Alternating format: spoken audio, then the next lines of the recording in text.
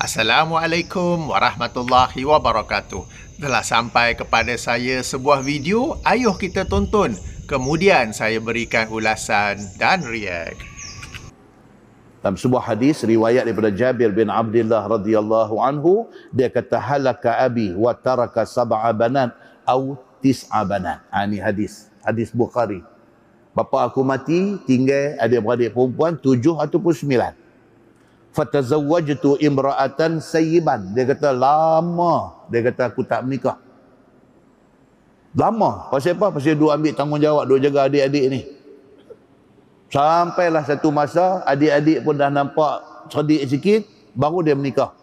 Menikah pula dengan sayyiban. Sayyiban ni apa dia?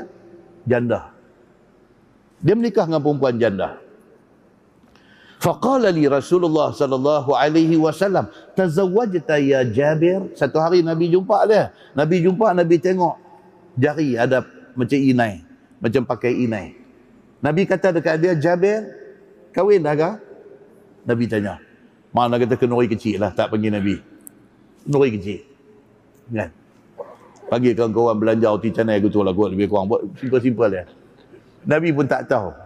Nabi tengok jari dia, Nabi kata, hang kahwin dah kah? Faqultu na'am. Dia kata, ya, saya kahwin dah ya Rasulullah. Faqala Nabi sallallahu alaihi wasallam, bikran atau sayyiban? Nabi kata, hang bini anak dara ke janda? Nabi tanya dia.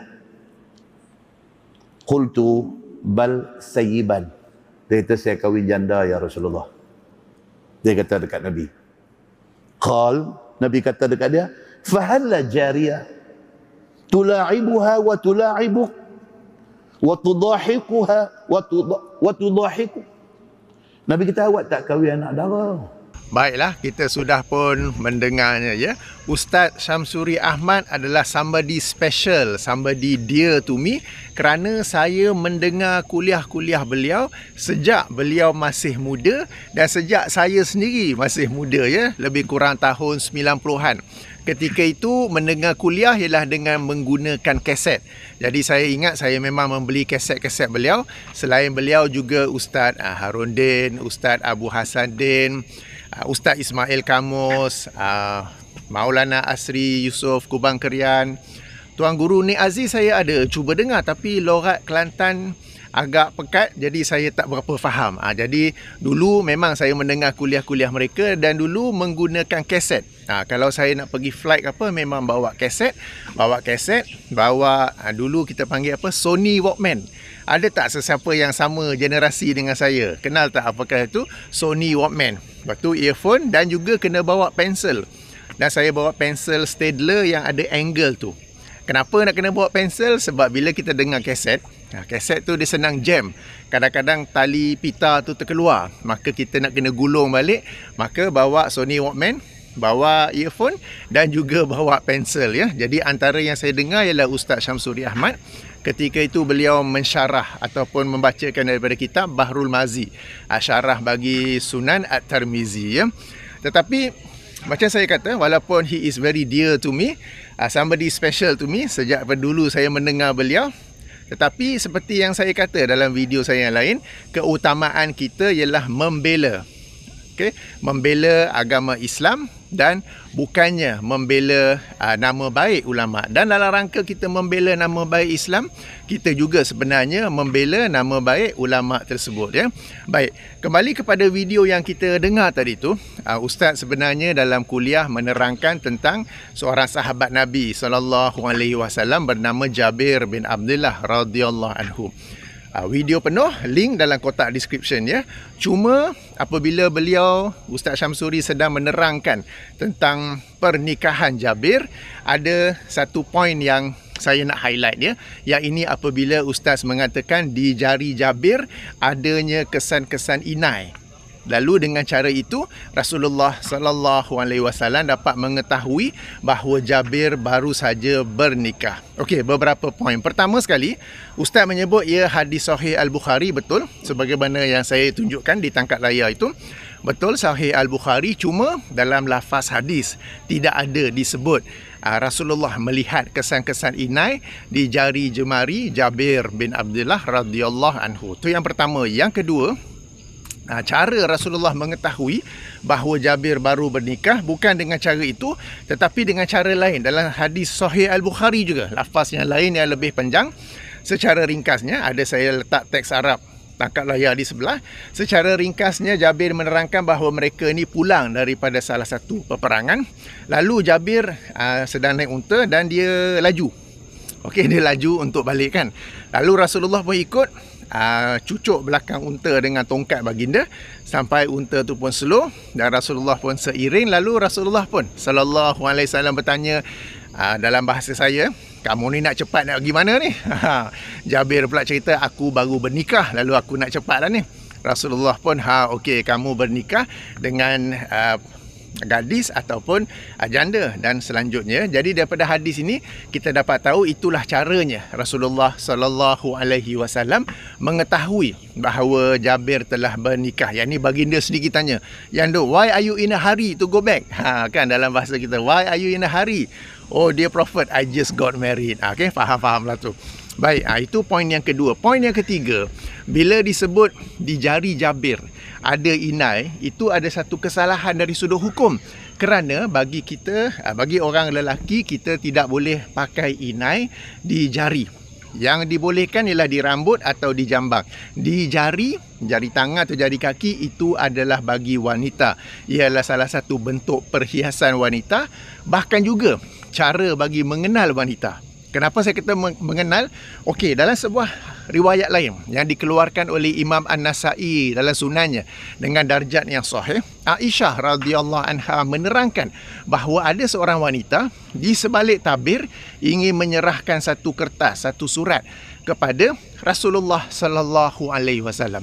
Rasulullah nak ambil tapi Rasulullah pegang tangannya. Bukan pegang kertas tapi pegang tangannya.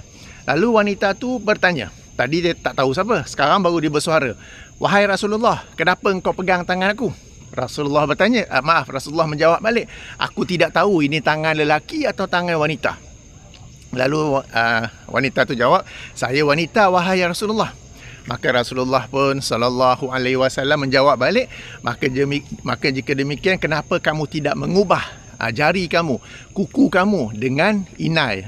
Itu terjemahan harfiah lah. Maknanya menghiasi atau meletakkan inai di hujung-hujung jari itu. Jadi berdasarkan hadis ini, ia merupakan sesuatu yang khusus bagi wanita sebagai perhiasan dan juga sebagai mengenali wanita. Hadis ini ada satu pengajaran lain juga, bahawa wanita pada zaman dulu, pada zaman Rasulullah sallallahu alaihi wasallam, mereka banyak membuat kerja rumah sehingga tangan mereka agak kasar sampai tak dapat dikenali bahawa itulah tangan lelaki atau wanita. Sebab kalau tangan wanita, dia akan lagi lembut ke lebih halus ke yang boleh dikenalikan, tapi sampai tak kenal pula dan Rasulullah pula kena tanya, ini tangan lelaki ke tangan perempuan? Okay, itu satu petunjuk lain. Petunjuk yang lain daripada hadis ini ialah memakai inai adalah sesuatu yang dianjurkan kepada wanita sebagai satu bentuk pengenalan dan juga perhiasan. Maka bila ini adalah khusus bagi wanita, kita pula lelaki hendaklah berbeza. Kita dilarang daripada menyerupai wanita kan, yang ini kita semua maklum.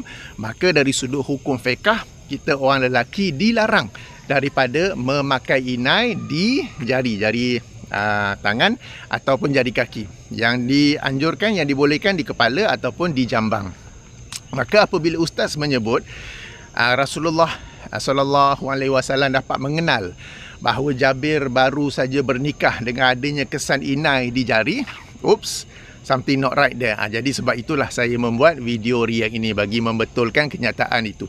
Kerana dibimbangi, ada pula yang menonton video tu lalu berkesimpulan, oh boleh juga pakai inai ya, orang lelaki sebagai satu bentuk perhiasan perkahwinan, pernikahan boleh juga pakai inai ya. No, itu untuk wanita sahaja dan bukannya untuk lelaki. Jadi ini sedikit react saya daripada video tersebut. Jadi poin penting ialah meskipun seseorang penceramah, seorang ustaz membaca lafaz hadis, disebut juga kan riwayat Imam Al-Bukhari ke apa ke, hadis tu riwayat Bukhari dan Muslim, tapi kadang-kadang dalam rangka menjelaskan hadis itu, ada yang terlebih menjelas.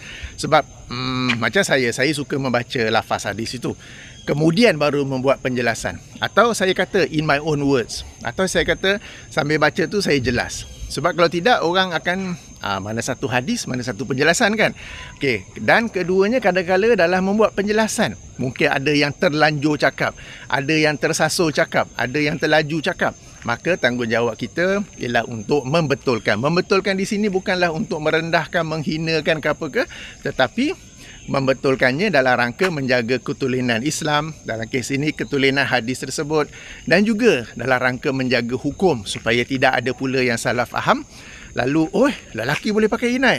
No, tidak ya. Baik. Demikianlah sedikit ulasan dan react saya ke atas video tersebut. Okey, saya tutupi dengan subhanakallahumma wa bihamdika. Alamak, ada dinosaur.